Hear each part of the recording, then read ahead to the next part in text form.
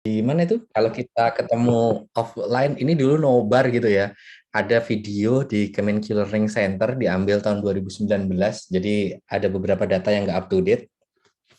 Dari Mas Tony, salah satu kasubdit di tempat kami dulu mengisi kayak kuliah umum atau kuliah tamu gitu ya, divideokan, kemudian diupload di KLC menjadi bahan bagi teman-teman semuanya. Aku belajar ALK ini kira-kira kepake nggak ya kalau aku nanti kerja? Kan hasil akhirnya kan katanya evaluasi atas laporan keuangan.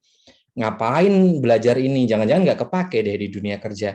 Kepake teman-teman. Kalau teman-teman nanti ditempatkan di DJPPR. Nggak menutup kemungkinan juga tetap terpakai kalau teman-teman nanti juga ditempatkan di Kementerian Negara BUMN. Kepake banget. Ada yang berminat ke DJPPR? Ada? Ini struktur organisasi kami, Kementerian Keuangan. Nah, ini tempat saya bekerja. Tempat saya bekerja ini DJPPR. Dulu namanya DJPU. Kemudian di tahun 2016 ada satu unit masuk dari BKF namanya Pusat Penilaian Risiko Fiskal PPRF. Makanya jadi DJPPR karena ada resiko yang masuk di situ.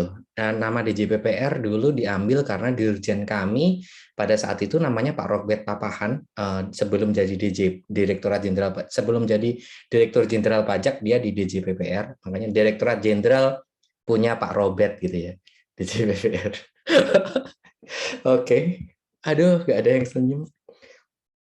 Itu adalah materi roasting saya waktu stand up pertama kali di tahun 2014. 2015 ya kayaknya. 2014 ya, sebelum kuliah. Ngerosting Pak Robert. Kalau Pak Robert dulu saya berani merosting karena beliau nyantai banget gitu ya. Tapi kalau Pak Luki nggak berani. Kalau Pak Luki sekarang nggak berani. Jadi ya gitulah. Kalau teman-teman masuk ke Kementerian Keuangan, DJPPR ini mendapatkan apa ya? Privilege ya, karena dia tidak mempunyai kantor daerah, jadi nggak pindah-pindah gitu ya. Ya nanti mungkin pindah juga dari Jakarta ke Penajam Pasar Utara, kalau ikut ibu kota negara baru ya, IKN baru. Eh, Cuma kalau kalau sudah di PPU ya tetap aja di situ gitu, nggak pindah-pindah. Itulah juga salah satu alasan utama saya dulu ketika ketika milih, bukan ketika milih, saya dulu kan waktu penerimaan pertama kali jadi pegawai negeri itu di Direktorat Jenderal Perbendaharaan, DJPU belum terbentuk, kemudian 2006 DJPU terbentuk, ada kayak internal job vacancy gitu ya, seleksi internal gitu, dulu ikutan dan alhamdulillah keterima. Motivasi utamanya ya biar nggak pindah-pindah, karena kalau di JPB kan kantornya banyak ya, di mana-mana, termasuk di mana juga ada. Ada yang tahu di mana itu mana? Ada yang tahu di mana itu mana? Ada yang tahu? Nggak ada yang tahu? Nggak ada yang tahu? Mana, double N, Mana gitu adalah suatu kota di Bengkulu.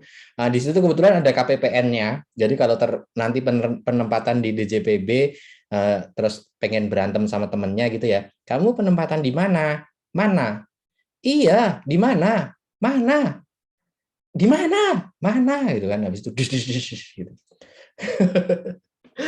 Gitu ya, motivasinya gitu dulu, makanya ikut IJV terus masuk ke DJPU. Waktu itu masih ngelolanya utang aja, nggak ada pengelolaan risiko, tetapi sejak 2014 atau 15 gitu ada masuk ini pengelolaan risiko di DJPPR sehingga kami berganti nama gitu ya. Kerja di mana? Di PU. Waduh, bikin proyek jalan om gitu kan. Dulu gitu ya. Padahal pengelolaan utang dikiranya pekerjaan umum gitu ya. Ya, itulah. Sedikit intermezzo tentang organisasi kami. Ijen juga cuma di Jakarta, DJA, DJPK, sama BKF. Kalau misalnya nanti masuk ke Kementerian Keuangan itu ya. Kalau pengen. Tapi kayaknya sekarang banyak yang suka ke Pemda ya kayaknya ya. Iya, banyak suka milih Pemda atau teman-teman pada pengen kira-kira milih kemana? Kementerian Keuangan, Om. Kementerian Keuangan ya Mas Rizky ya. Oke, saya tunggu di Banteng. Kalau masih nanti di Banteng ya. Siapa tahu udah saya tunggu di Penajem Pasar Utara gitu. Dulu kalau zaman saya cuma pusing lokasi kantor ya. Kalau sekarang pusing instansi, habis itu pusing instansi kantor. Aduh, ya gitulah. DJPPR ini tugasnya ngelola pinjaman, hibah, surat berharga negara. Karena di sini SBN, maka ada dua, jadinya obligasi. Pemda dekat home base, nggak ada penerimaan. Di mana, Mas? Di Makassar nggak ada? Saya di Sumatera Utara, Om. Oh, di Sama, Sumut nggak ada? iya, nggak nerima, Om. Oh, nggak terima ya? Oke, oke, nggak apa-apa. Jadi, ya itulah. Ada SBN di sini berarti ada yang komersil dan juga yang syariah, sama tadi kita mengelola risiko keuangan juga, risiko keuangan negara gitu. Ini struktur organisasinya yang akan dibicarakan Mas Tony itu di sini, di pengelolaan risiko keuangan negara. Kalau saya kerjanya di sini, teman-teman. Saya di Direktorat Strategi dan Portofolio Pembiayaan. Teman-teman penempatan di front office, di 3 ini, sering jalan-jalan ke luar negeri, pinjaman daerah, bukan jalan-jalan ya, tugas. Kayaknya kalau jalan-jalan kok jelek banget namanya ya. Surat utang, sering jualan global bond, di sini global sukuk. Teman PDPPI ini lagi dapat hibah dari Kanada, dan teman dari Kanada itu baik banget ngasih hibahnya. Teman PDPPI sebelum pandemi itu juga banyak banget disuruh ikut short course atau apapun lah di luar negeri, itu sering banget juga. Nah, kalau teman saya di sini ini bertapa di lantai paling atas karena saya adalah pejabat tertinggi di DJPPR, lantai 8, Pak Dirjen bawahan saya ya. By the way, dia di lantai 2. Jadi saat ini bawahan saya. Bertapa di lantai atas. Dulu 6 tahun saya di sini.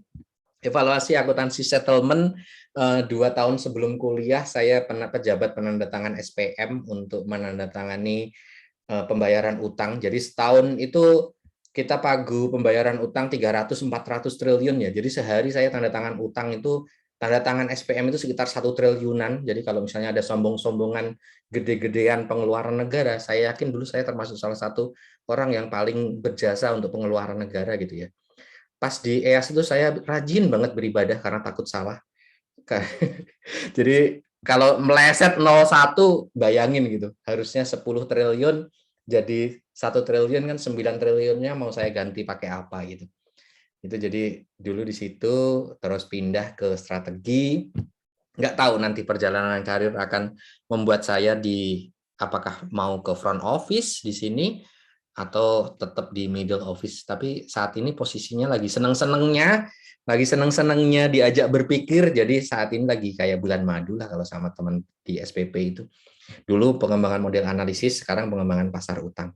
Kalau misalnya teman-teman ditempatkan di DJPPR akan mendapatkan privilege, kemudahan menjual diri nanti saat beasiswa, mencari beasiswa. Beasiswa kan menjual diri ya teman-temannya. Jadi DJPPR itu organisasinya kecil. Dulu kami cuma 300-an orang, tapi di 2016 itu ada penerimaan dari setan 96 apa 98 gitu ya. Jadi tiba-tiba langsung seperempatnya anak muda gitu. Seperempatnya anak muda, jadi benar-benar merubah wajah kami. Dan beban yang diberikan ke kami, meskipun kami cuma 500 orang, tahun ini kami harus mencari pembiayaan lebih dari 1.000 triliun, teman-teman. Jadi satu orang harus nyari 2 triliun ya, gampangnya gitu kan. Jadi apa? A small organization with big impact gitu. Jadi kalau misalnya nyari beasiswa, nah, semoga nanti ada salah satu yang bergabung dengan saya di sini. Ini gampang banget menjual diri.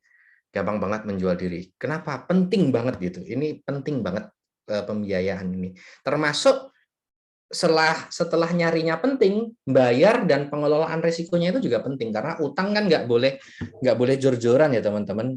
Harus benar-benar terukur, tertata, sesuai dengan rasio-rasio yang sehat dan lain sebagainya. Jadi mungkin ada yang sudah tertarik bergabung dengan saya di DJPPR? Udah? Mas Tony di sini yang mau kita bahas itu, Mas Tony di sini. Kalau saya di sini, di pengembangan pengelolaan pembiayaan.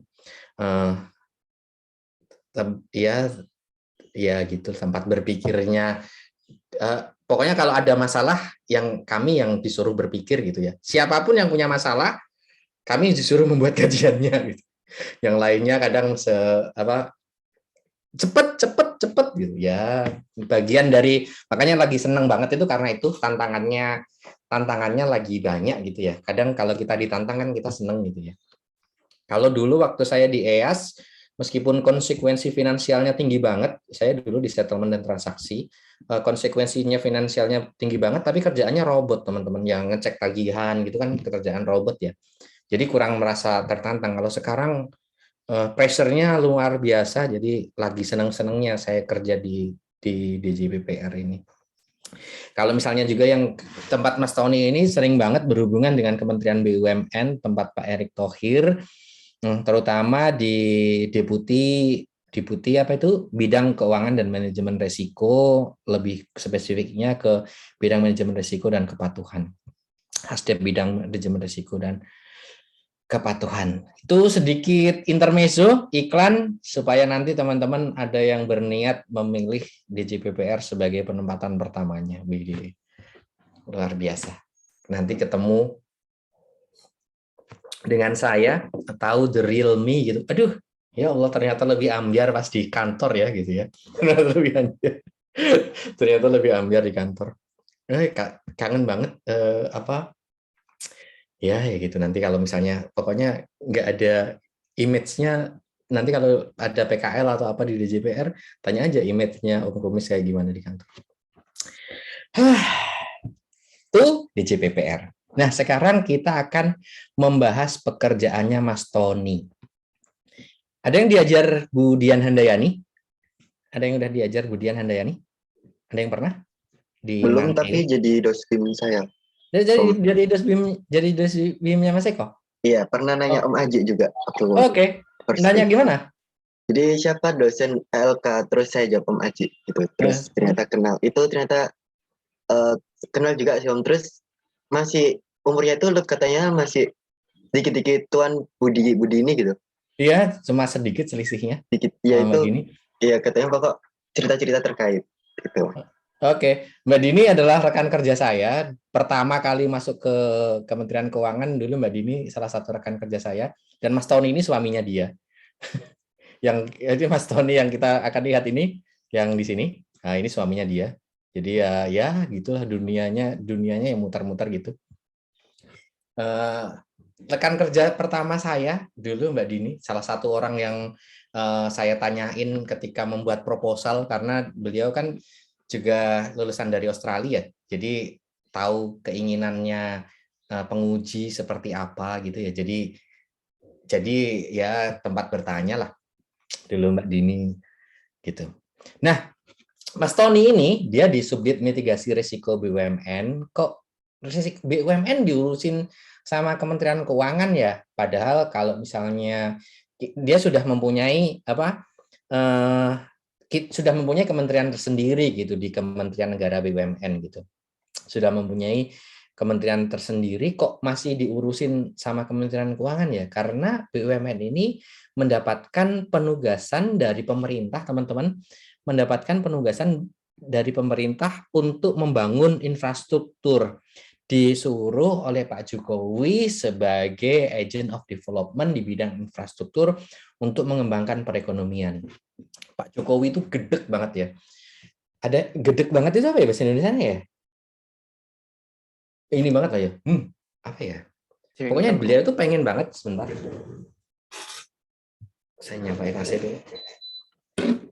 Beliau itu pengen banget loh, kok Indonesia itu infrastrukturnya gitu-gitu aja ya, macet, nggak terlalu ada pembangunan yang signifikan, yang akhirnya membuat daya saing kita untuk investor asing itu menurun gitu. Sementara teman-teman tahu bahwa untuk menarik investor asing, salah satu yang harus tersedia adalah infrastruktur yang memadai.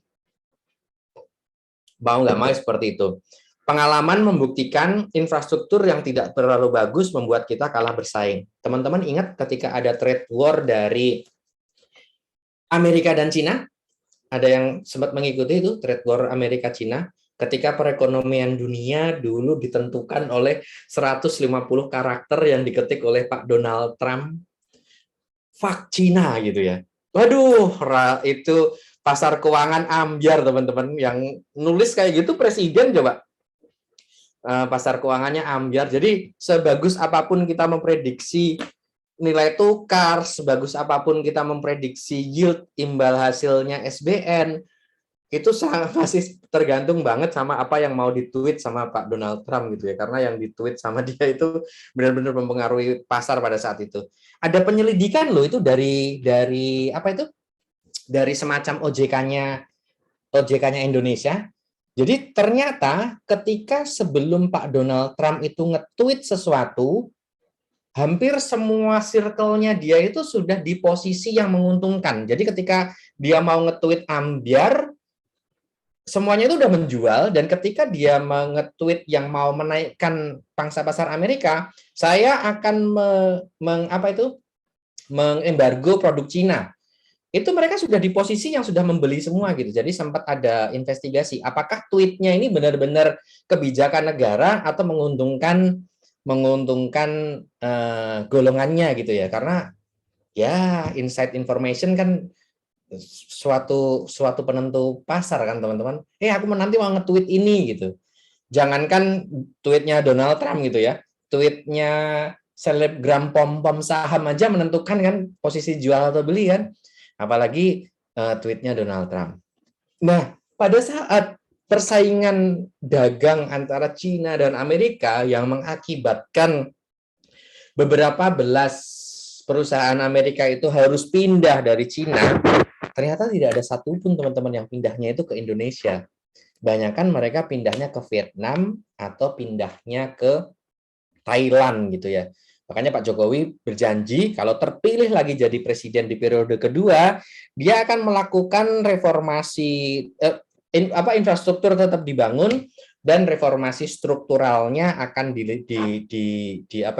dilakukan secara cepat gitu ya. Salah satu reformasi struktural yang dilakukan secara cepat oleh Pak Jokowi adalah pada saat itu membuat undang-undang cipta kerja, teman-teman. Yang kita tahu saat ini undang-undangnya harus diperbaiki ya, dari keputusan MK harus diperbaiki, tetapi itu adalah salah satu bentuk reformasi struktural yang dilakukan oleh pemerintahannya Bapak Jokowi. Teman-teman bayangkan kalau bikin sebelum Undang-Undang Cipta Kerja, kalau teman-teman mau membuat gudang dengan luas 1 hektar 10.000 meter persegi di Jabodetabek, itu bayarnya antara 500 sampai 1,5 miliar teman-teman, izin pendirian gudang.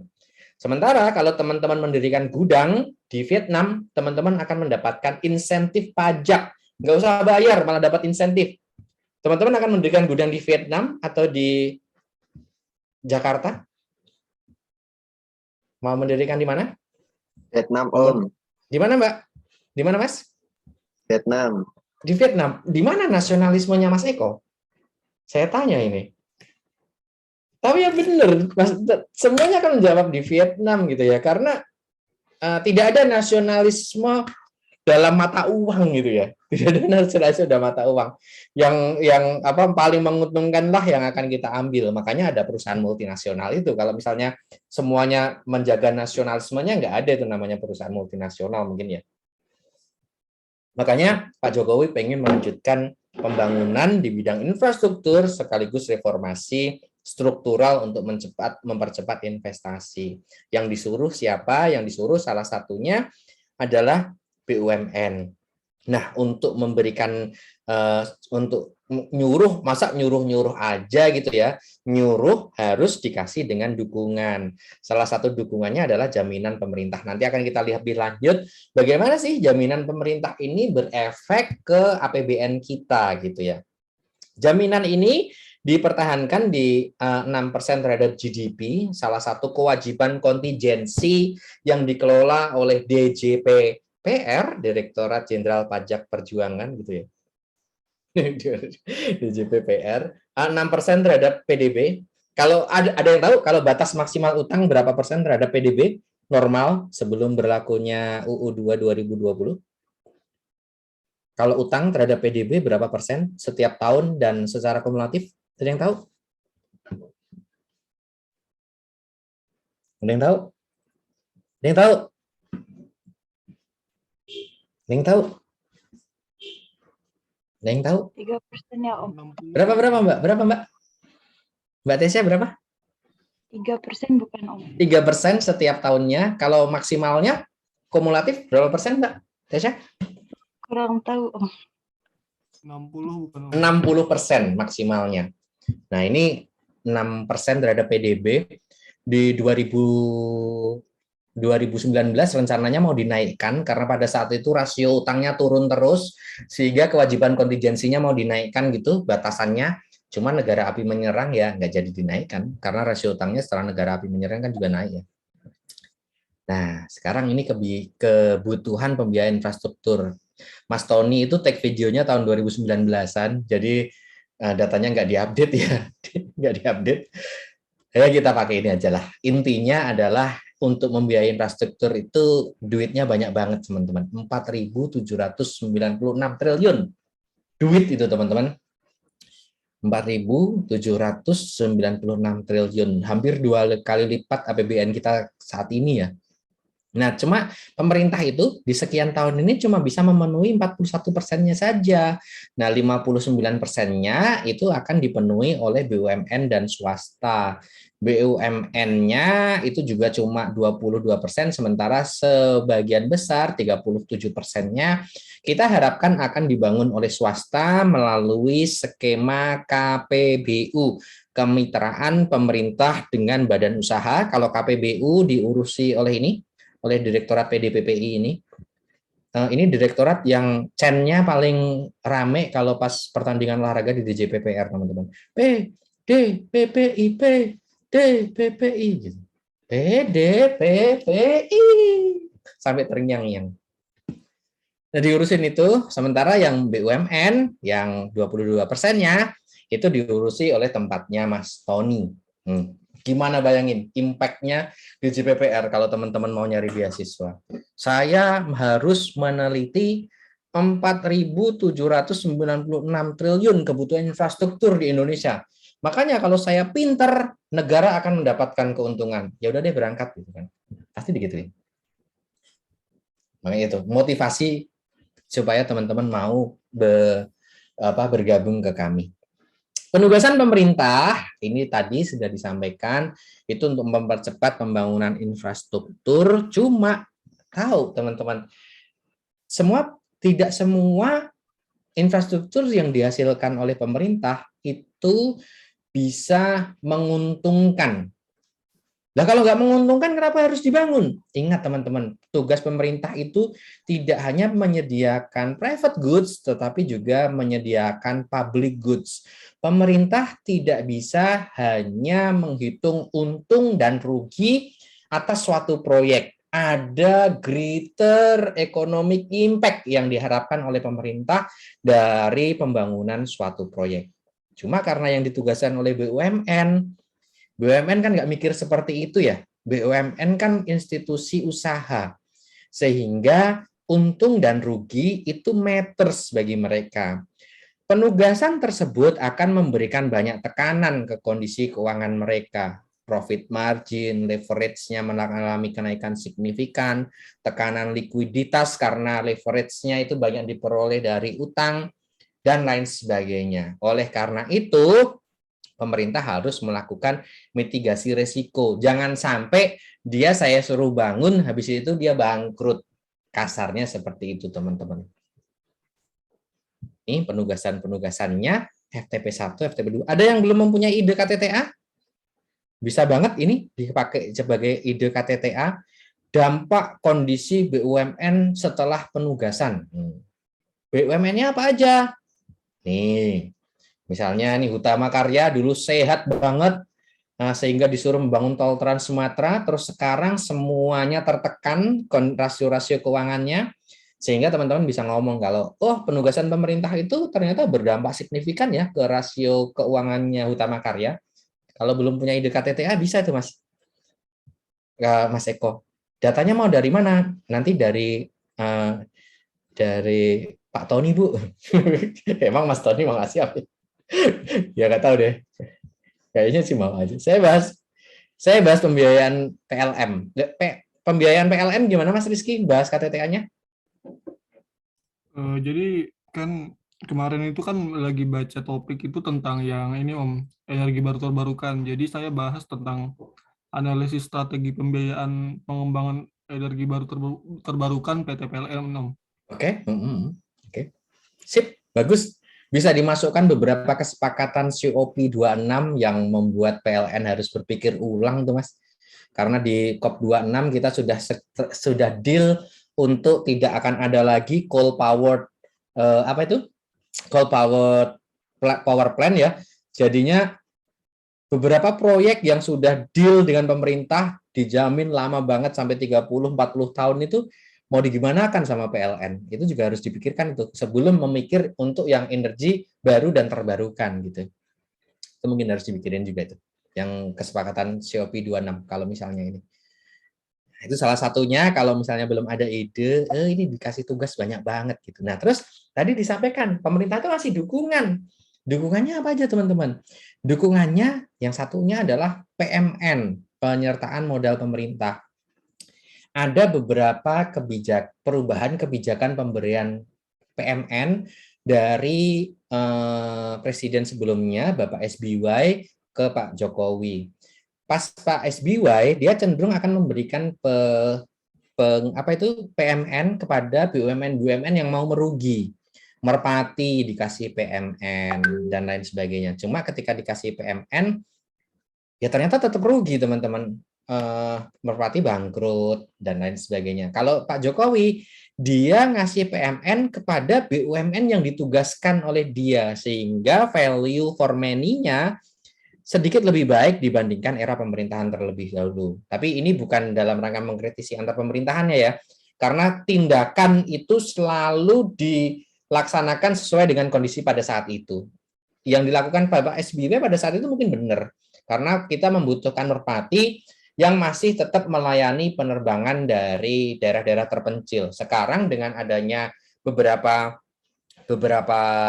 maskapai yang melayani daerah terpencil, mungkin sudah kita tidak terlalu butuh dia lagi gitu. Nah, dari PMN-nya ini, BUMN melakukan leveraging, teman-teman. Dapat PMN dari pemerintah 10 triliun misalnya, dia melakukan leveraging sehingga mencari pembiayaan yang lebih tinggi dari 10 triliun tersebut, dan akhirnya bisa memperoleh pembiayaan untuk mengerjakan proyeknya.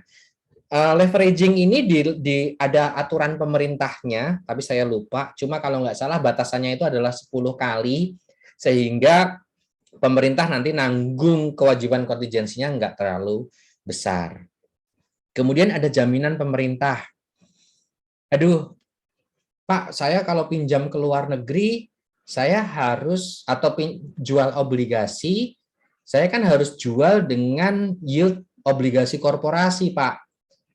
Akan berat bagi kami untuk mendapatkan IRR yang bagus kalau misalnya yield yang dipakai adalah yield obligasi korporasi.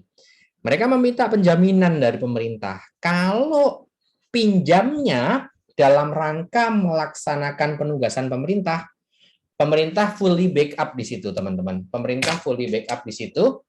In case siapa itu? Si BUMN tersebut tidak bisa membayar kewajiban pokok atau bunganya, pemerintah akan hadir, pemerintah akan membayar pinjaman pokok atau bunganya. Makanya tadi saya sebutkan bahwa jaminan pemerintah ini juga salah satu kewajiban kontingensi. Ada yang masih ingat pengertian kewajiban kontingensi? Masih ingat kontingensi?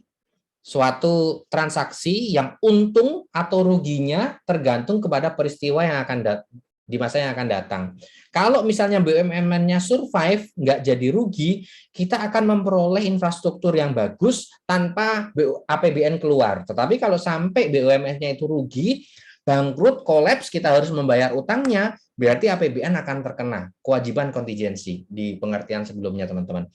Ketika pemerintah hadir, memberikan jaminan, memberikan backup, maka yang dipakai adalah bukan ratingnya si korporasi, tetapi ratingnya si pemerintah. Sehingga, masih ingat di teori CAPM, kalau pakai ratingnya pemerintah, dia bisa memanfaatkan yang cuma risk-free-nya saja.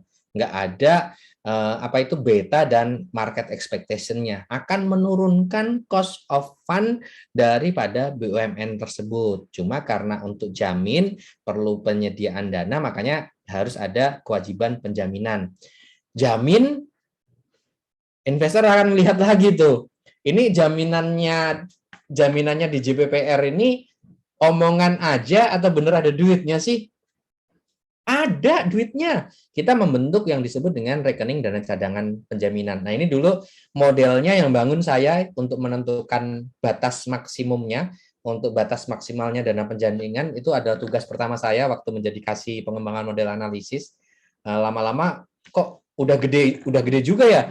Kita perlu nambah duit lagi nggak, Ji?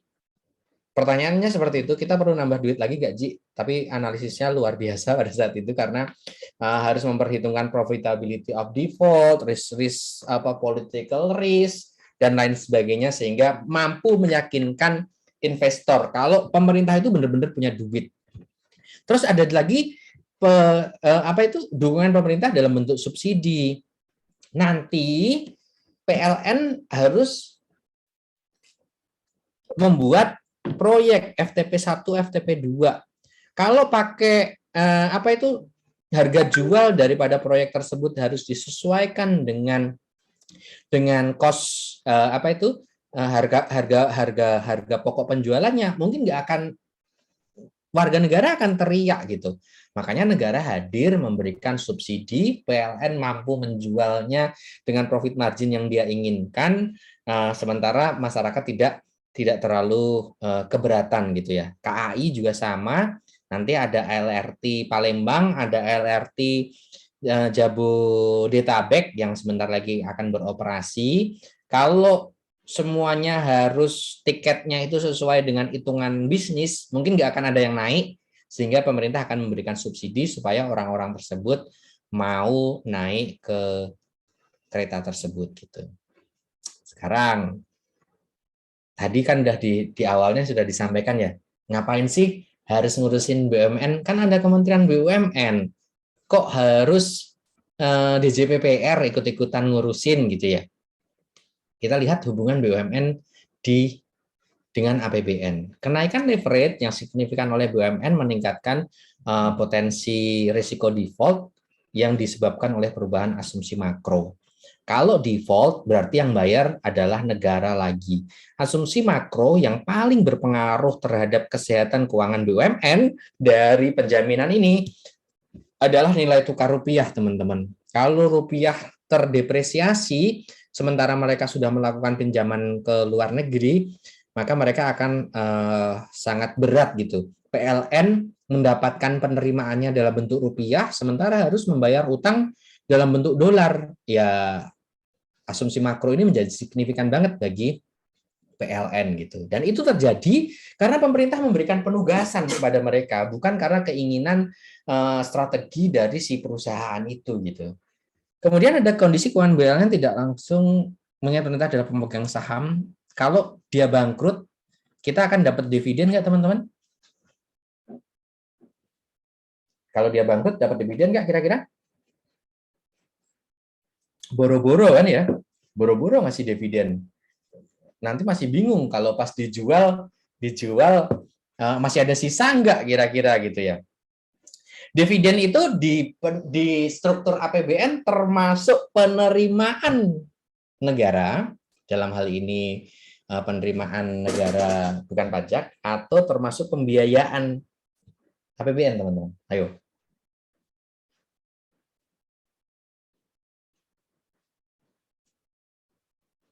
Termasuk apa?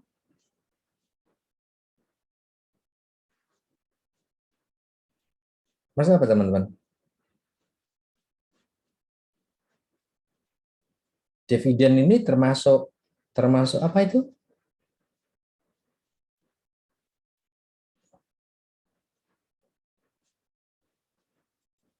Termasuk pembiayaan atau termasuk penerimaan?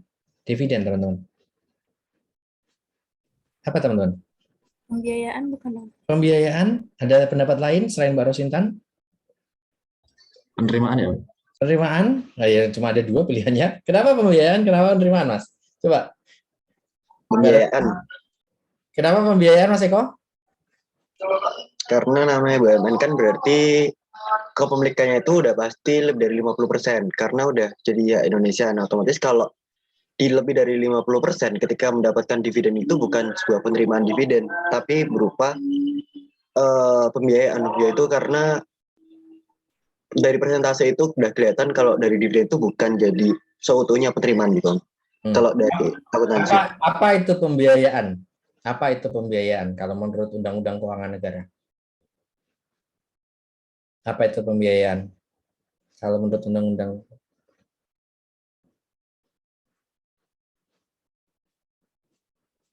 Apa? Pendanaan atas kebutuhan, yaitu pendanaan untuk kebutuhan atau pengadaan barang. Apa, Mas? Apa, Mas? Kalau setahu saya kan pembiayaan itu adalah sebuah pendanaan yang digunakan untuk menunjang kebutuhan dari kebutuhan belanja gitu. Nah, jadi mungkin dari pendanaan sendiri, pembiayaan sendiri itu ada hubungannya sama terkait pendanaan. Oke. Yang Ada pendapat lain? Ada pendapat lain? Pembiayaan adalah pengeluaran yang mungkin akan kembali ke kita atau pengeluaran yang akan kembali lagi ke kita atau penerimaan yang harus dibayarkan kembali. Jadi kalau utang itu termasuk penerimaan yang nanti harus dibayar kembali. Kalau di BUMN, PMN itu termasuk pembiayaan. Kita mengeluarkan PMN, kita akan berharap mendapatkan dividen dari situ gitu. Jadi masuk benar pendapat Mas Eko dan Sinten tadi yang Mbak Sinten ya, termasuk di pembiayaan negara. Kalau misalnya BUMN-nya bangkrut, berarti pembiayaannya dari sektor non-utang akan turun, sehingga utangnya akan meningkat. Hubungannya adalah seperti itu.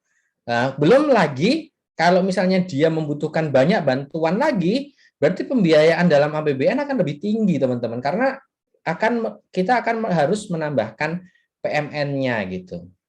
Tadi resiko gagal bayar. Teman-teman masih ingat nggak ada yang disebut bank berdampak sistemik? Ada yang pernah dengar itu? Ada yang pernah dengar itu? Bank berdampak sistemik. Ada berapa belas gitu ya? 20-an apa berapa belas gitu? Bank berdampak sistemik di Indonesia.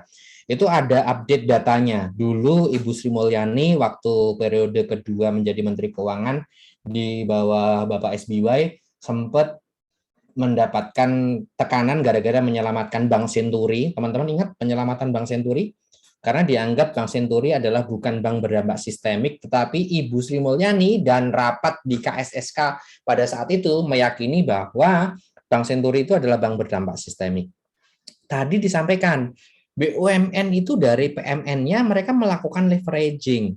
Leveraging-nya adalah salah satunya adalah mencari pinjaman ke lembaga-lembaga perbankan di dalam negeri, terutama juga bank-bank BUMN. Kalau dia bayar, berarti apa yang terjadi ke bank BUMN? Kalau dia rugi, gagal bayar, berarti apa yang terjadi ke bank BUMN? Non-performing loan dari bank BUMN tersebut akan meningkat.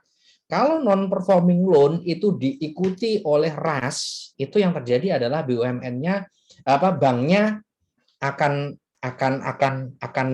gagal bayar dan itu berdampak sistemik ke semuanya, teman-teman. Jadi sekarang kegagalan proyek pemerintah itu nggak hanya mengancam si BUMN-nya, tetapi juga sudah mengancam sistem ekonomi Indonesia gitu. Jadi too big to fail. Makanya harus benar-benar dimonitor oleh pemerintah. Dimonitornya pakai kemampuan debt service coverage ratio dan internal credit rating. Kemudian ada gagal bayarnya, tata kelolanya ini pakai beberapa cara. Dia melakukan monitoring secara berkala di beberapa aset rasio-rasio yang dianggap penting oleh teman-teman PRKN, Mas Tony dan rekan. Kayaknya Mas Bogi gitu-gitu juga di situ deh. Ada yang pernah diajar Mas Bogi, Mas Tarso, Mas Oscar? Ada? Karena itu ngajarnya juga Mankeu semua itu dulu. Ada yang pernah diajar? sama Mas Bogi, Mas Tarso, Pak Mas Oscar? Bogi, Om. Mas Bogi ya? Makanya di sini deh Mas Bogi itu kerjanya juga di sini deh. Oke. Sekarang ini kita coba ngelihat bagaimana sih skema pengelolaan resikonya gitu ya.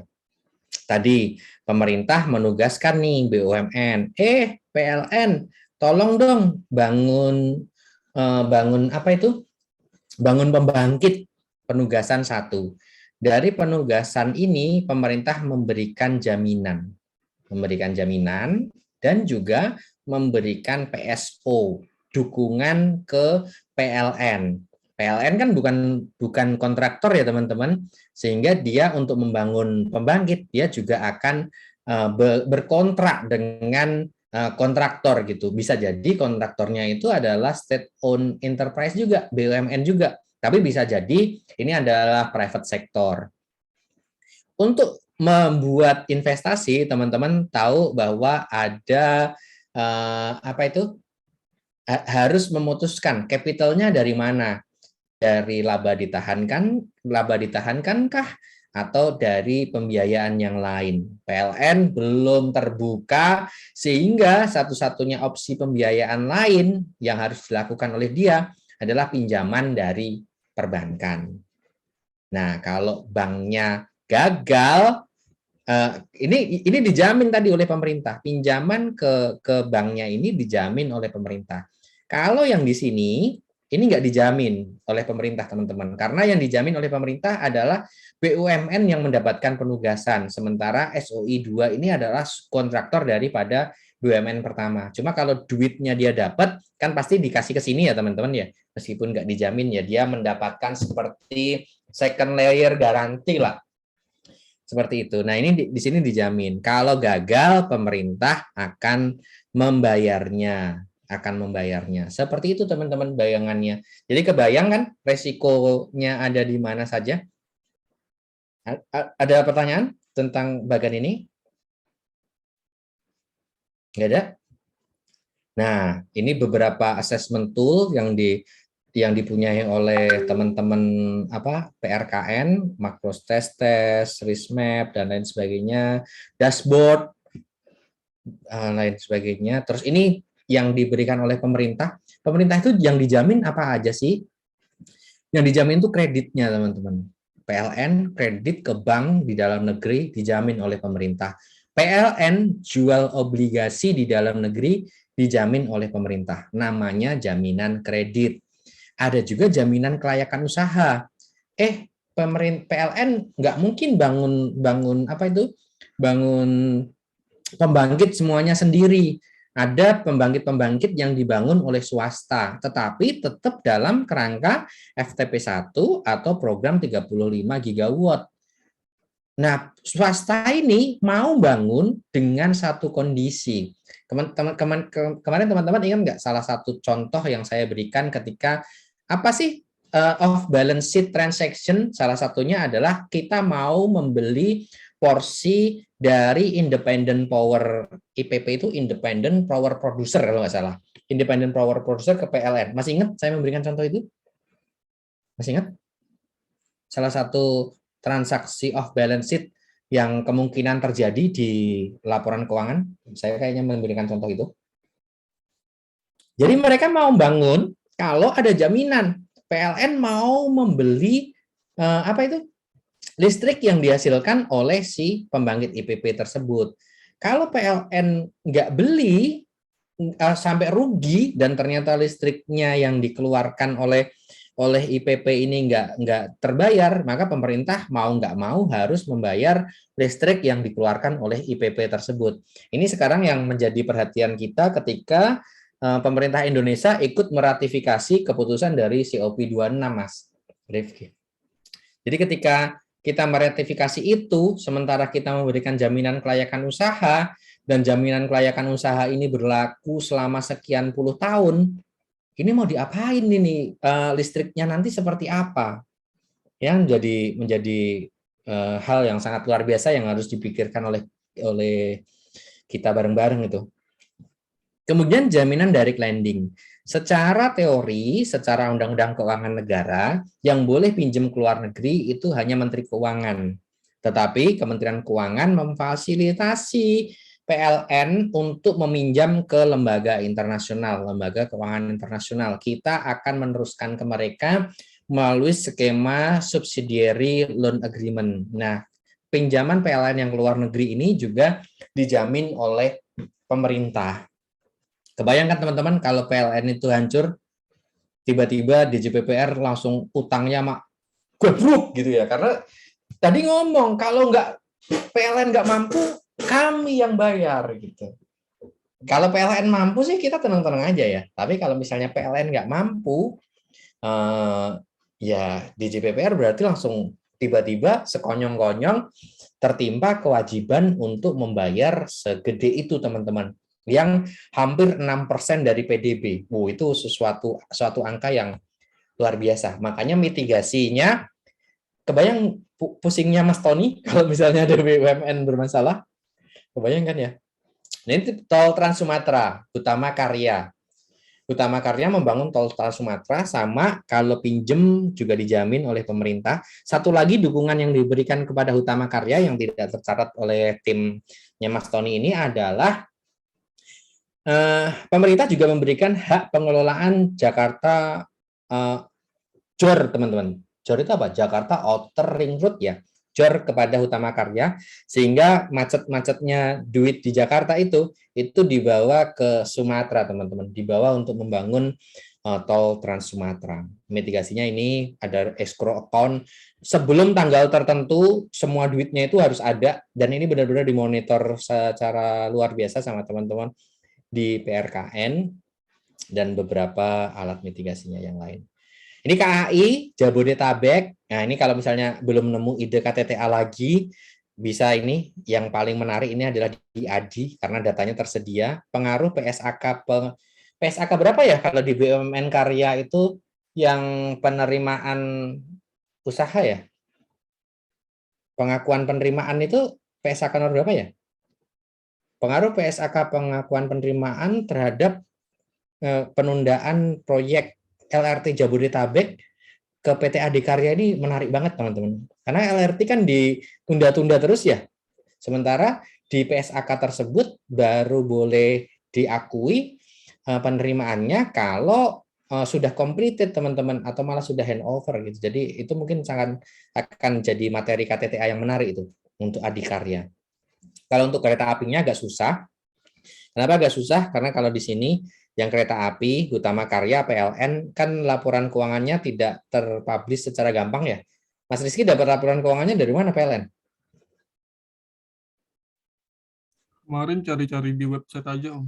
Cari-cari di website aja ya, nggak bisa download gampang gitu ya. Kalau yang terbuka kan gampang ya cari downloadnya gitu ya. Kalau ada yang butuh data keuangan untuk materi KTTA, kontak aja saya. Nanti kalau TBK gampang seperti biasa yang saya kasih ke teman-teman itu akan saya downloadkan dari Nefinitive. Saya tinggal klik kok. Kalau ada yang butuh materi keuangan perusahaan TBK ya untuk KTTA-nya, butuh kuartalan juga tinggal klik, tinggal setting, jadi nggak ada masalah kalau ada yang butuh. Ini dashboard yang dipunya oleh teman PRKN untuk meneliti. Jadi ketika ada di merah, langsung automatically sending message. Ini dashboardnya ini, karena beberapa indikator ini. Jadi laporan keuangannya juga automatically downloaded from Bloomberg. Jadi ini sudah pemanfaatan teknologi untuk biar nggak usah terlalu banyak ngitung lah ya. Yang buat angkatan kami juga ini, dashboard ini yang membuat angkatan saya, namanya Mas Erik Hermawan. Dulu pengantar ilmu komputer dapat D, cuma begitu bekerja dia benar-benar luar biasa di komputernya, sampai dia bisa membenarkan aplikasi pengelolaan SBN yang ada di DM-Fast. Jadi kami mengelola utang itu pakai aplikasi namanya DM-Fast. DM-Fast itu dibuat oleh suatu lembaga PBB namanya Untak. Dulu DM-Fast ini cuma bisa untuk mengelola pinjaman luar negeri, yang untuk SBN-nya, untuk surat utangnya bermasalah terus. Sampai Mas Erik itu nemuin kesalahannya dan membenarkan. Makanya dulu dia kayaknya setahun 3 kali tuh ke Swiss cuma untuk apa itu kayak bikin training gitu loh. Pokoknya dan luar biasa itu. Padahal dulu pas pengantar ilmu komputer waktu di STAN dapat D. Emang STAN lebih keras ya daripada dunia kerja ya. Kalau udah kerja sih gampang-gampang aja, cuma ini dosennya ngajarinya susah-susah banget gitu ya. Ya gitulah. Itu salah satu salah satu. Kalau ini saya kurang paham. Altman Z-score model pakai Altman dan lain sebagainya. Ya gitulah. Beberapa logic yang dipakai. Nah, kalau di sini mungkin kita bisa elaborasi kalau yang dilakukan oleh teman-teman PRKN ini sebenarnya basicnya juga sama seperti yang dilakukan oleh teman-teman dalam rangka menilai kesehatan suatu perusahaan. Ada analisis profitabilitas, likuiditas, solvabilitas, dan analisis-analisis rasio yang lain yang berhubungan dengan kesehatan suatu BUMN. Seperti itu, ketika laporan keuangannya menunjukkan permasalahannya, teman-teman PRKN harus segera membuat mitigasinya. Kemudian dari mitigasi tersebut direkomendasikan suatu action strategic plan yang bisa dieksekusi oleh pemerintah, baik itu penyertaan modal, mengexercise resiko default. Sampai saat ini belum ada BUMN yang mengexercise risiko default-nya, jadi masih aman dan lain sebagainya. That's it. Kalau teman-teman ada yang udah ngelihat videonya Mas Tony di KLC? Karena kemarin saya sudah menyampaikan ke Mas Ilham, boleh dilihat dulu gitu. Ada yang udah ngelihat videonya di KLC? Belum? Kalau belum ya dilihat dulu videonya Mas Tony di KLC. Nanti kita sambil diskusi minggu depannya kalau mau. Oke, ada pertanyaan, teman-teman, tentang salah satu pekerjaan di unitnya DJPPR. Unitnya DJPPR, hampir semua unit itu di tempat kami itu unik gitu ya. Itulah kenapa mutasi di tempat kami itu nggak begitu jalan, nggak begitu fleksibel seperti Direktorat Jenderal Pajak. Kan kalau ngurusin apa bisa semuanya hampir sama gitu ya, mirip-mirip ya. Karena kami itu kerjaannya itu spesifik teman-teman. Jadi kalau mau dimutasi itu ada ketakutan dari pimpinan, nanti adaptasinya cepat nggak ya? Kalau nggak adaptasinya cepat, nanti bisa-bisa pas kita butuh banget susah gitu ya. Itulah kenapa mutasi di tempat kami nggak sesmooth di dirjen lain gitu ya. Karena pekerjaannya terlalu spesifik untuk masing-masing orang. Ada pertanyaan? Ngobrol-ngobrol ini masih lama banget. Ada pertanyaan, teman-teman? Ada yang Izin Om. Oke, silakan Mas Eko. Terkait ini sih Om sebenarnya, terkait BUMN. Jadi kan ada beberapa perusahaan BUMN itu sebenarnya itu tidak menguntungin buat Indonesia gitu.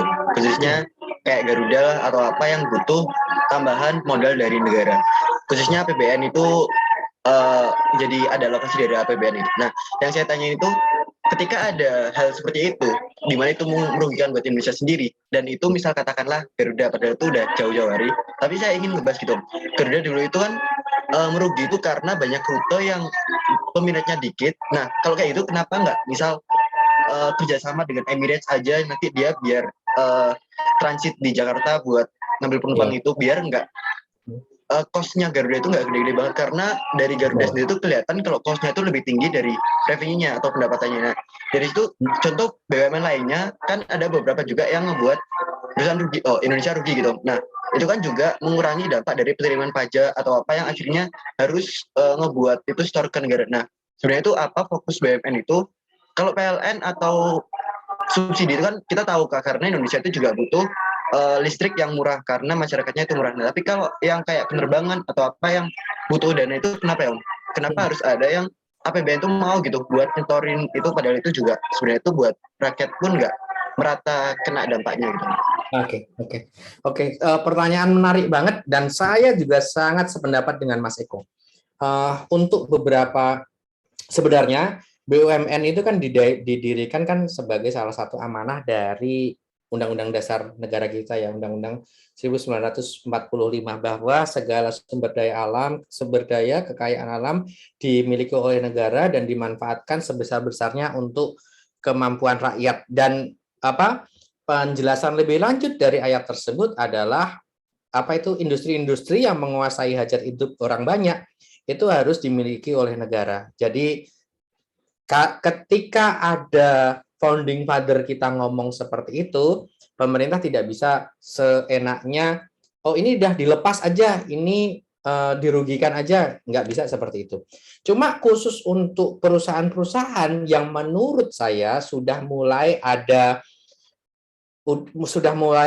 pasarnya, sudah mulai swasta juga bekerja di situ, dan penguasaan terhadap hajat hidup orang banyaknya juga tidak terlalu signifikan. Saya sangat setuju dengan Mas Eko kalau misalnya kalau Garuda ini dibiarkan bangkrut aja gimana? Saya sangat setuju dengan Mas Eko. Cuma kalau misalnya saya jadi Pak Jokowi ini Mas Eko, saya nggak ingin dikenang sebagai presiden yang membiarkan flagship carrier ya,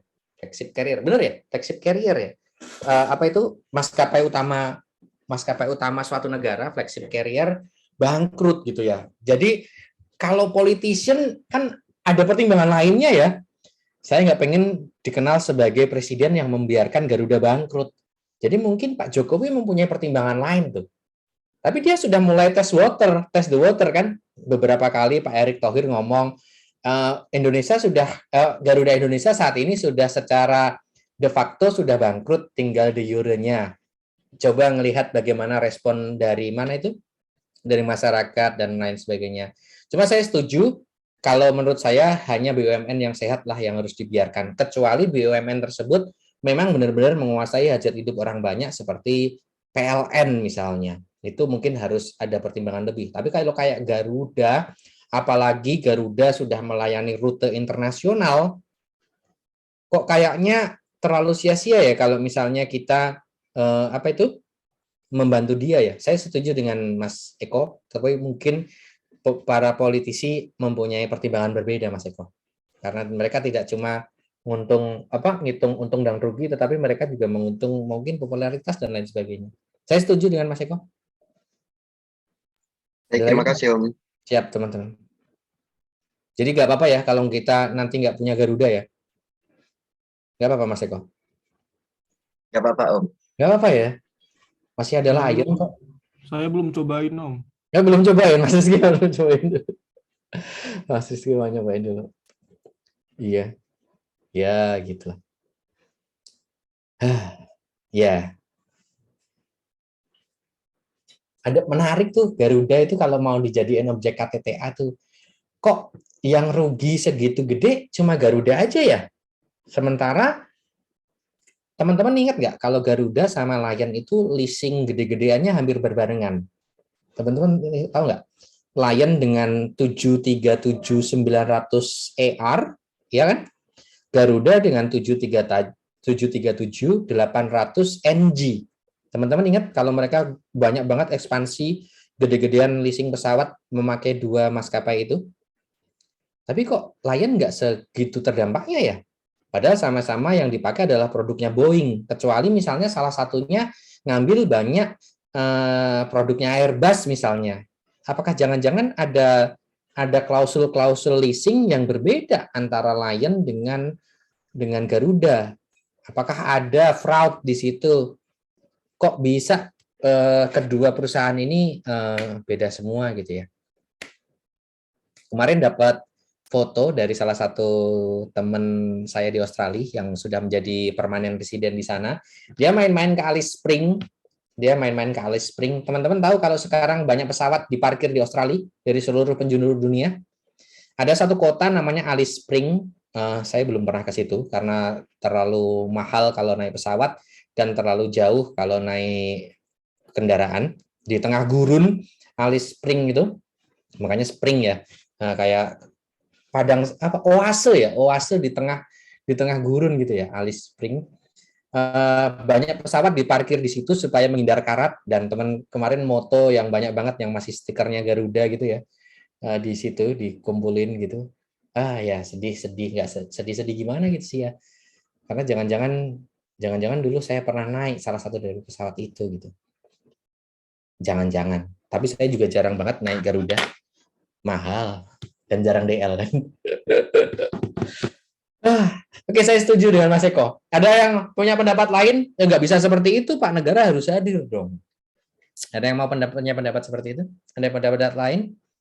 Karena tidak semuanya harus sama pendapatnya dengan saya. Ada yang punya pendapat lain? Nggak ada? Ada pertanyaan lain? Mau diskusi masalah? Saya kontra, Om. Gimana, Mas Rizky? Saya lebih setuju kalau misalnya yang Garuda itu tetap dipertahanin sih, Om. Karena eh, karena kan banyak faktor kayak yang tadi Om bilang tadi kan kita nggak cuma lihat untung rugi aja kan, Om. Jadi kan pasti ada pertimbangan kayak flag carrier itu kan berarti orang misalnya yang nggak pernah dengar Indonesia waktu lihat Garuda gitu Om di London kan pasti kayak oh ini ada negara Indonesia ya. Dari negara Kan, Indonesia. bisa ningkatin nilai ekonomis juga nggak sih Om ke negara kita walaupun secara nggak langsung gitu Om. Jadi kayak Promosi, meningkatin opportunity cost kita gitu Om. promosi gitulah ya, promosi negara gitu ya. Iya, Iya. apalagi kan setahu saya kan yang maskapai Indonesia yang keluar negeri cuma Garuda doang kan Om. Yang lain masih domestik, rata-rata domestik semua kan Om. Ya, Lion ASEAN lah. Lion melayani ke Arab Saudi waktu masih diizinkan ngambil ini, Mas, ngambil jamaah umroh. Ada YouTube-nya Kapten siapa ya? Bukan Kapten Vincent, yang saya sering ikutin itu. Yang dia Lion itu rutenya sangat cerdas. Jakarta ke Medan atau ke Banda Aceh, baru ke Jeddah atau malah langsung ke Madinah. Rute yang menurut saya luar biasa brilian karena tahu sendiri teman-teman di Aceh dan di Medan juga itu termasuk banyak banget gitu yang masuk ke sana gitu. Termasuk Lion ngambil jemaah umroh langsung dari mana? Dari Boyolali juga diambil langsung itu sama Lion. Boyolali itu ada bandara gedenya, nah, tempat kelahiran saya di Sumarmo itu di Boyolali bukan di Solo, karena itu cuma sepelemparan batu dari rumah orang tua saya gitu ya.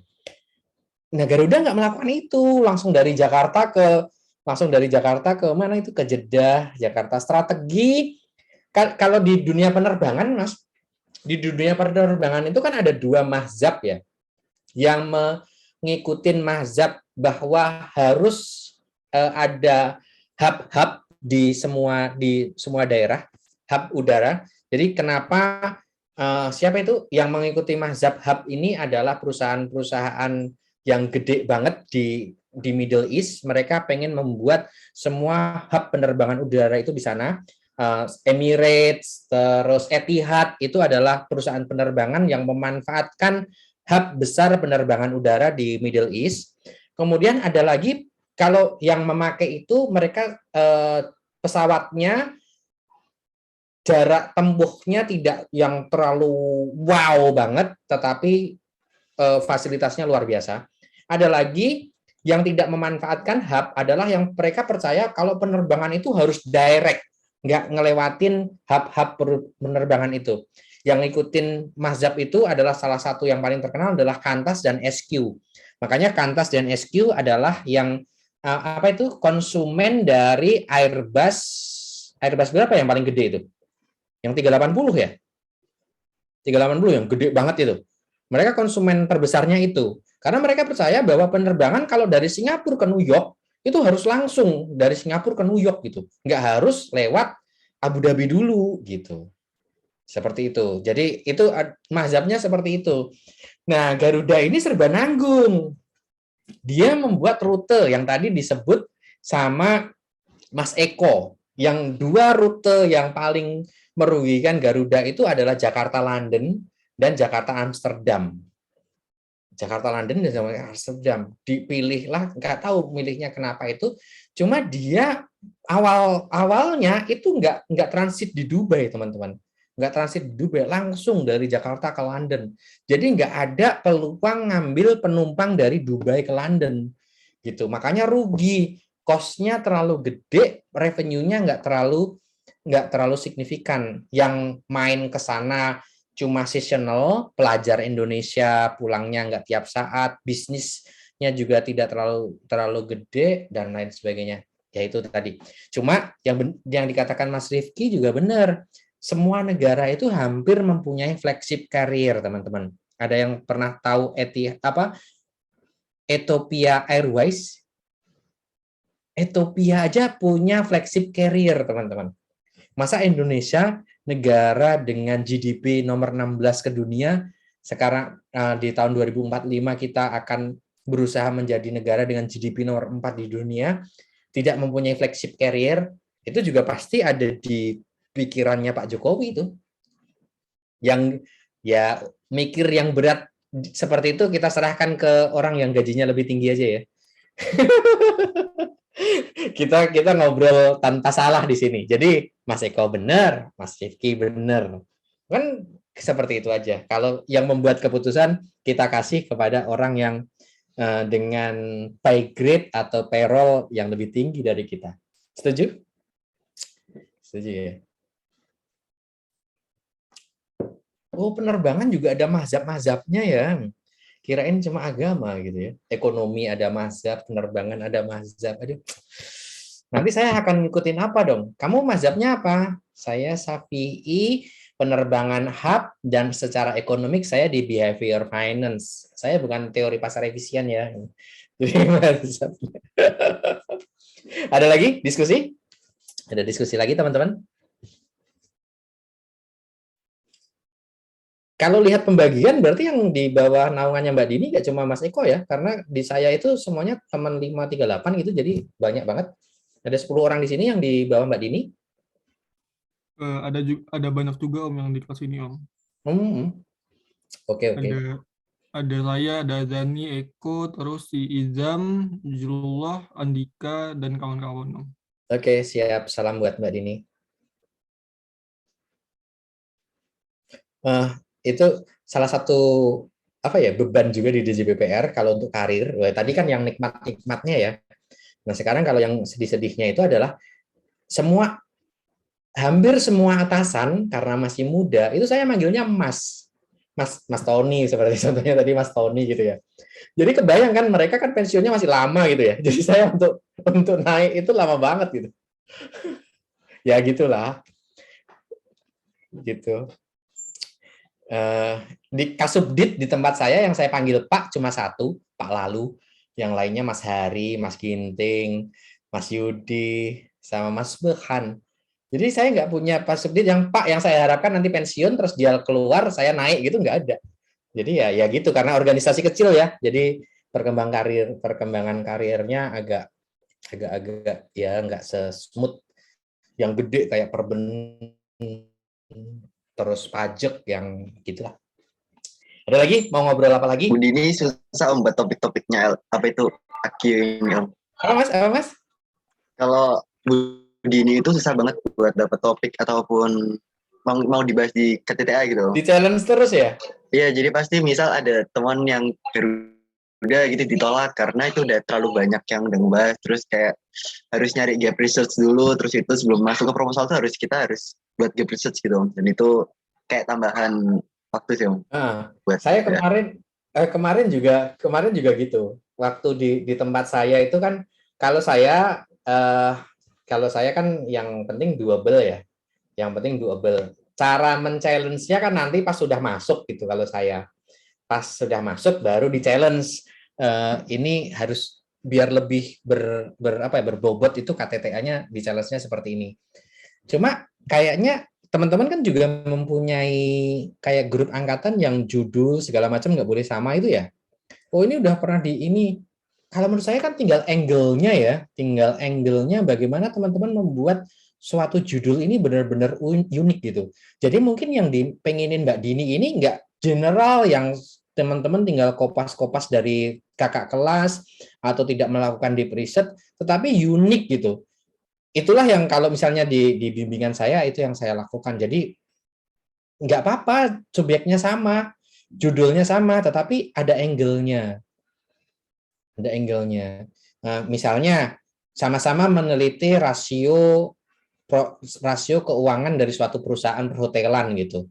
Tetapi misalnya kita hubungkan sama surviving strategi daripada si perusahaan perhotelan itu sendiri. Pas dia buka Misalnya pengaruh strategi membuka isolasi mandiri di Hotel Shahid terhadap kenaikan. Ini beneran nggak sih? Shahid itu membuka isolasi mandiri di hotel itu bisa mempengaruhi rasio keuangannya dia, atau jangan-jangan membuka isolasi mandiri harus menyediakan APD buat karyawannya, semprot yang setiap saat dan lain sebagainya, itu justru malah buang-buang kos. Mending seperti yang dilakukan oleh teman-teman kemarin 4 Point ya, yang katanya sama sekali nggak buka di Surabaya gitu ya. Mending stuck gitu aja, jadi nggak ada kos yang keluar. Jadi tinggal angle-nya teman-teman kalau misalnya gitu. Dan itu banyak banget. Cari di Google Scholars. Karena kenapa teman-teman mungkin Mas Eko dan teman-teman yang di bawah bimbingan Mbak Dini atau dosen-dosen yang menuntut seperti itu, awalnya sekarang mungkin merasa, aduh, yang lain udah dapat judul, ke aku belum ya. Tetapi teman-teman, kalau nanti teman-teman itu mencari beasiswa, yang ditanya adalah salah satunya adalah sumbangsih terhadap gap knowledge. Jadi apa sih sumbangsih terhadap gap knowledge kalian? Nah, itu kalian sekarang sudah ditantang sama dosen mulai dari sekarang gitu. Jadi nanti kalau misalnya disuruh mikirin, kenapa saya harus sekolah? Karena saya akan menemukan sesuatu yang baru. Itu manfaatnya nanti dirasakan oleh Mas Eko dan teman-teman di masa yang akan datang. Yes, nggak apa-apa. Daripada digampang-gampangin judulnya, tapi habis itu diberantakin di depan, dan bener kan disuruh di research dulu kan? Ada yang sudah tahu Google Scholars kan? Teman-teman sudah tahu Google Scholars? Sudah tahu website ini? Udah ada yang tahu Skyhub? Udah ada yang tahu Skyhub? Udah ada yang tahu Skyhub? Skyhub ini adalah website. Nah, ini kalau saya kebetulan sekarang kan lagi mempunyai akses ke library-nya University of Queensland ya. Jadi saya nggak terlalu terpengaruh. Cuma kalau misalnya dulu waktu belum, ini adalah Skyhub, teman-teman.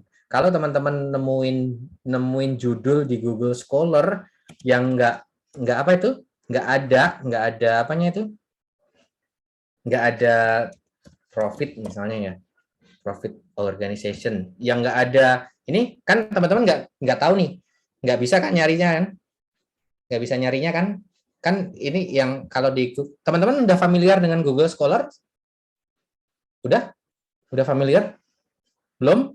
Nah, ini salah satu trik juga teman-teman, kalau nanti mencari daftar pustaka dan cara menghindari Turnitin di apa itu, di stand, kan nanti teman-teman menyewa kewajiban untuk harus lolos Turnitin ya. Mending daftar pustakanya itu adalah daftar pustaka dari luar negeri, kemudian teman-teman terjemahkan ke bahasa Indonesia. Karena belum ada yang menerjemahkan, daripada paraphrase yang di bahasa Indonesia, itu akan lebih besar kemungkinan lolosnya. Kalau kayak gini, teman-teman nggak tahu, kalau yang sudah ada PDF-nya kan tinggal klik ya. Sudah ada PDF-nya tinggal klik, ini nggak simple. Tapi kalau teman-teman belum tahu PDF, nggak ada PDF-nya, seperti ini, nggak ada PDF-nya, teman-teman bisa nyarinya di Skyhub. Nah, ini dari Rusia, dari Rusia. Kacing.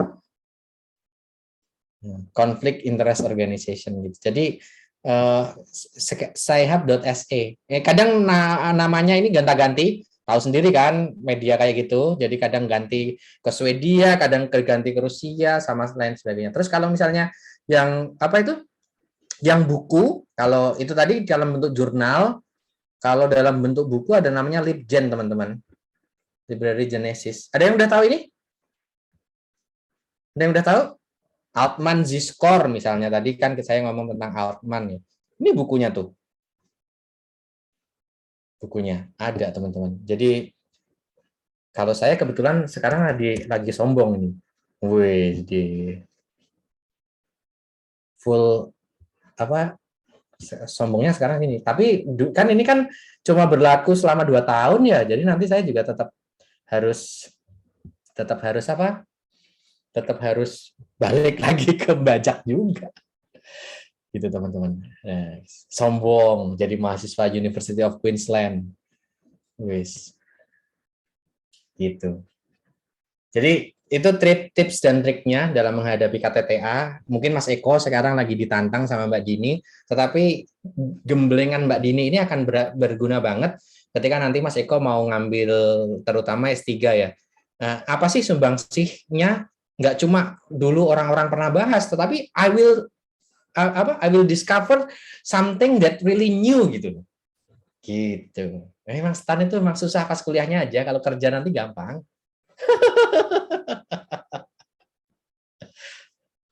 Oke. Ya, gitu. Ada lagi? Ada yang mau ngobrol lain? Izin Om, Ya, silakan Mas Ilham. tadi yang dukungan pemerintah terkait penugasan kepada BUMN Hmm? itu sampai kapan gitu Om? Kan misal kalau yang LRT tadi mau sampai kapan gitu ngasih subsidi ke harga tarifnya itu biar Tarifnya. terjangkau ya. Apakah Biasanya biasanya kalau jaminan kan tadi ada beberapa macam ya, ada jaminan kredit, ada PSO dan lain sebagainya. Jaminan kredit berarti sesuai dengan jangka waktu kreditnya. Kalau dia menerbitkan pinjam ke banknya 10 tahun ya kita jaminnya selama 10 tahun. Kalau dia pinjamnya 15 tahun ya kita pinjamnya selama 15 tahun. Nah, kalau yang khusus untuk PSO itu sudah ada di awal, Mas. Jadi akan menggaranti subsidinya selama sekian tahun. Contohnya ya kalau LRT itu kalau nggak salah sekitar 10 tahunan deh.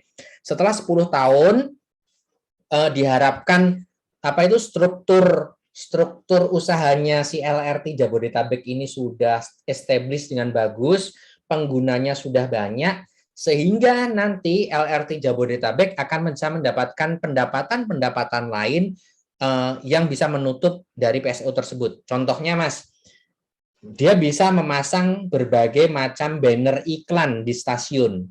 Banner iklan di stasiun itu kan baru laku ketika stasiun itu rame. Bener nggak? Kalau stasiun belum rame, ya nggak bakalan laku. Nah, makanya dibikin dulu komunitasnya, dibikin dulu lingkungan usaha yang mendukung oleh PT KAI, sehingga setelah itu baru dilepas PSO-nya. Seperti itu, Mas Ilham. Ada di awalnya juga. Baik Om. Siap, silakan. Ada lagi? Ada lagi, teman-teman? Ada lagi? Om, ini materinya udah selesai, Om? Udah selesai. Ini tinggal ngobrol aja. Oh. Kalau mau selesai udah. Oh, oke, Om. Langsung WhatsApp di grup kelas udah, nggak usah tanya.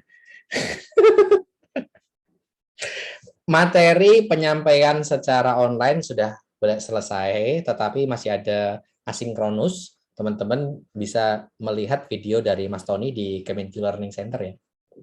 Jadi saya kalau kan ini direkam ya sama Mbak Rosintan ya, saya jadi nggak melepas. Kalian belum sebebas merpati ya. Ada lagunya ya kayaknya itu ya. Bebas, cincin manis di jemarimu. Ada yang datang di acara yang waktu Kahitna terakhir di STAN itu? Teman-teman udah di situ kan tingkat 1 kan ya? Udah kan ya? Udah Om. Udah ya?